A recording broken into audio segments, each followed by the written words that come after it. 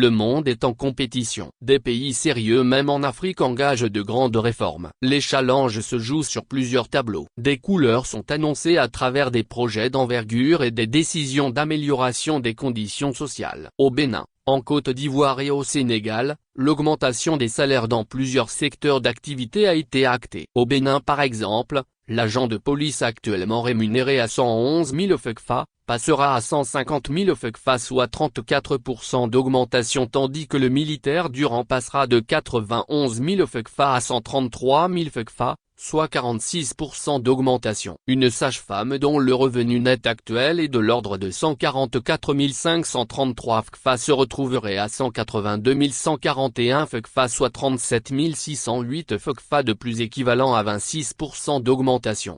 Un conducteur de véhicule administratif passerait de 62 645 FCFA à 104 024 FCFA, soit une augmentation de 41 379 FCFA correspondant à 66% d'augmentation. Un instituteur passerait de 112 381 FCFA à 150 479 FCFA soit 38 097 FCFA de plus correspondant à 34% d'augmentation. Au Sénégal, une indemnité mensuelle de logement de 100 000 FCFA a été instituée par décret présidentiel en janvier 2026, pour tous les agents de l'État, fonctionnaires et non fonctionnaires, non logés et non couverts par des dispositions spécifiques, visant à corriger les inégalités de rémunération et à améliorer les conditions de vie des fonctionnaires, selon les annonces du président Bassirou Diomaye Faye.